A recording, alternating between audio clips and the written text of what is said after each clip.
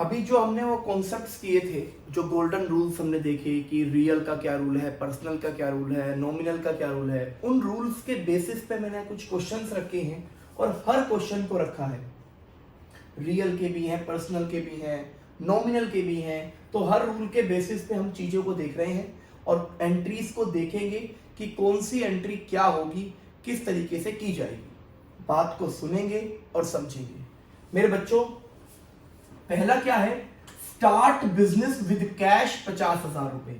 मेरे बच्चों, एंट्री के लिए कॉलम्स बनते हैं। सबसे पहला आता है लेजर फोलियो, जिसे हम कहते हैं LF। उसके बाद आता है डेबिट अमाउंट, और उसके बाद आता है क्रेडिट अमाउंट, और इधर आता है पर्टिकुलर।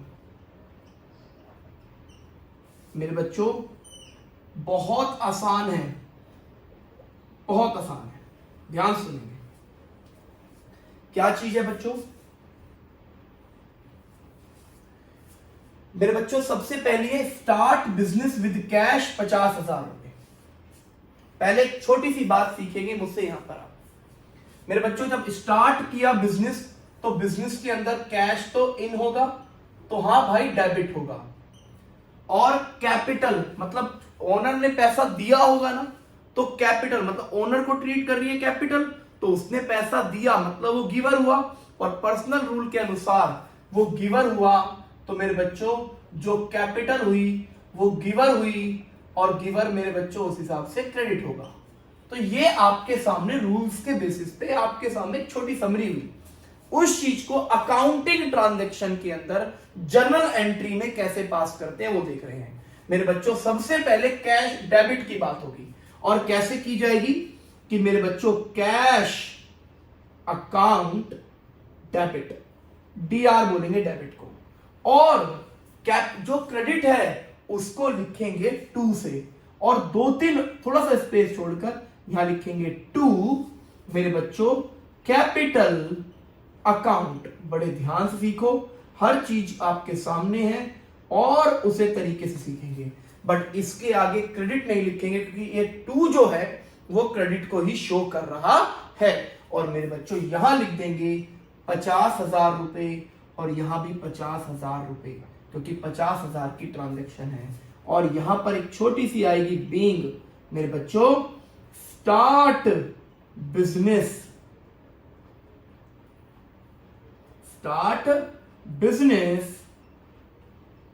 विद कैश, ऐसे करके छोड़ देंगे। ठीक है मेरे बच्चों, डन। बहुत इजी है ना, समझ में आ गई बात? मेरे बच्चों, एक एक एंट्री तरीके से समझाऊंगा। ये पहली एंट्री है, दूसरी देखेंगे। परचेज गुड्स इन कैश 10,000 का। मेरे बच्चों, इस बात को यहां से हटा देता हूं मैं आपके सामने से। मेरे भाइयों, परचेज किया गुड्स इन कैश 10,000 का। मेरे भाइयों, सबसे पहली बात, कैश बिजनेस से जब परचेज करके लाए हैं गुड्स, पैसा दिया होगा, और रियल रूल के अनुसार अगर पैसा आउट हुआ है मतलब कैश आउट हुआ है तो क्रेडिट होगा। समझ में आ गया? मेरे भाई, परचेज किया है तो स्टॉक आएगा ना, बट अकाउंट कहता है स्टॉक जिस कारण से आया है वो कारण लिखा जाएगा। मतलब गुड्स आया क्यों होगा, स्टॉक आया क्यों होगा, ड्यू टू परचेज। समझ में आ गया? तो स्टॉक जिस रीजन से आया है वो रीजन लिखा जाएगा, स्टॉक नहीं लिखा जाएगा, रीजन लिखा जाएगा। फर्नीचर, अगर आपने देखो यहां एंट्री है परचेज गुड्स इन कैश, तो यहां गुड्स आया है। यहां एंट्री है परचेज फर्नीचर। मैं फर्नीचर के लिए नहीं कह रहा हूं कि फर्नीचर आएगा तो रीजन लिखना है, नहीं, सिर्फ स्टॉक का आएगा। रीजन क्या है? परचेज। जाने का रीजन क्या है? सेल। मेरे बच्चों, आएगा तो परचेज, और परचेज मेरे बच्चों एक तरीके से हमारा खर्चा हुआ, और परचेज मेरे बच्चों नॉमिनल रूल के अनुसार डेबिट होगा। मेरे बच्चों, परचेज करना मेरे बच्चों हमारा क्या है? एक्सपेंस है, और नॉमिनल रूल के अनुसार वो हुआ डेबिट। तो मेरे बच्चों एंट्री क्या पास होगी? परचेज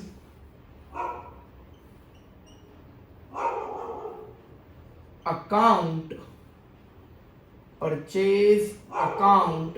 DR और क्रेडिट वाला मैंने बोला था टू से लिखना है, थोड़ा स्पेस छोड़कर, टू कैश अकाउंट। अमाउंट बोलिए 10,000 रुपीज और 10,000 रुपीज, और बीइंग लिख देंगे यहां पर हम purchase goods in cash. Easy है ना, समझ में आ गया? बहुत बढ़िया, इसको नोट कर लो मेरे बच्चों। और मैं आपको 3-4 चीजें और कराता हूं इसी ट्रांजैक्शन के बेसिस पे। अभी 2 ही हुई हैं, और भी देखते हैं। हटा देता हूं इनको, बड़े ध्यान से समझना हर चीजों को दिमाग में समझ सेट कर लो। इतनी बड़ी चीज नहीं है अकाउंटेंसी, बहुत आसान सब्जेक्ट है, आराम से हो जाता है। इतने लोग कर गए तुम क्या वो थोड़ी हो, है ना? बहुत इजी सब्जेक्ट है।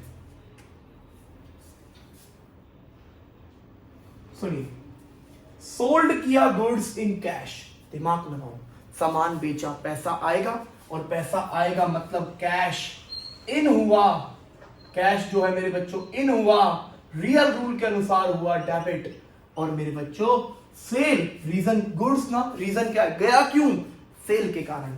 और सेल हमारी मेरे बच्चों क्या है? हमारी इनकम है। और मेरे बच्चों नॉमिनल रूल के अनुसार इनकम होती है क्रेडिट। समझ में आया? तो मेरे बच्चों लिखिए cash, cash cash account DR, और थोड़ी सी लाइन छोड़कर टू सेल अकाउंट। अमाउंट बोलिए मेरे बच्चों 10,000 रुपए। बहुत इजी है, बहुत इजी, समझ में आया? और बीइंग क्या लिखेंगे? Sold goods in cash. Easy, done. Another देखिए, रेंट पे किया। मेरे बच्चों वही सिमिलर आपको बताता हूं। रेंट पे करने की एंट्री, रेंट मेरे बच्चों हमारा खर्चा है। रेंट नॉमिनल रूल के अनुसार हमारा एक्सपेंस हुआ, और वो होगा डेबिट। और मेरे बच्चों जब रेंट दिया है तो कैश आउट हुआ होगा, रियल रूल के अनुसार वो क्रेडिट। बहुत इजी है मेरे बच्चों। मेरे बच्चों एंट्री क्या पास होगी? रेंट अकाउंट हुआ डेबिट, है ना?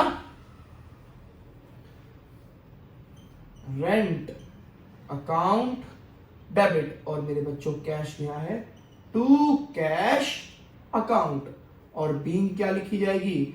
Rent paid. सिंपल। मेरे बच्चों अमाउंट बताइए कितना है? 2,000 रुपीज।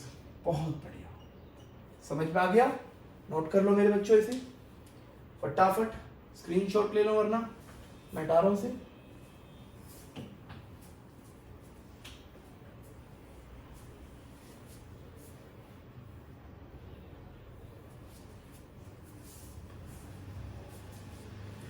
आगे देखिए, फर्नीचर परचेज किया कैश में। मैंने बोला फर्नीचर के लिए नहीं आएगा रीजन, सिर्फ स्टॉक के लिए आएगा।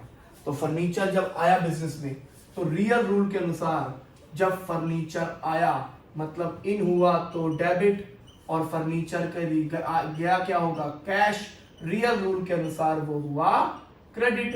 मेरे बच्चों आउट हुआ है, तो मेरे बच्चों सिंपल फर्नीचर अकाउंट टीआर, और टू कैश अकाउंट। क्रेडिट को शो कर रहा है टू, और यहां क्रेडिट लिखने की जरूरत नहीं है मेरे बच्चों। 2,000 और 2,000 रुपीज, और यहां पर आ जाएगी बीइंग परचेज फर्नीचर। बहुत इजी, शाबाश। नेक्स्ट लिखेंगे परचेज किया गुड्स क्रेडिट में राम से। दिमाग लगाओ, गुड्स आया है मेरे बच्चों, बहुत इजी। गुड्स आया है, रीजन परचेज, और परचेज नॉमिनल रूल के अनुसार एक्सपेंस हुआ, होगी डेबिट। और सामान किसने दिया? राम ने ना। राम ने हमसे कुछ लिया तो सिर्फ हुआ गिवर, और गिवर हुआ तो मेरे बच्चों राम एक क्रेडिटर है हमारा, है ना? और क्रेडिटर मेरे बच्चों है क्या? गिवर, और गिवर होता है पर्सनल रूल के अनुसार क्रेडिट। तो मेरे बच्चों एंट्री क्या पास होगी? परचेज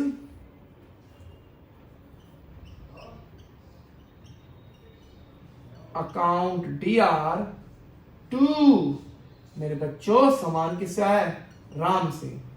तो बीइंग क्या होगी? Purchase goods.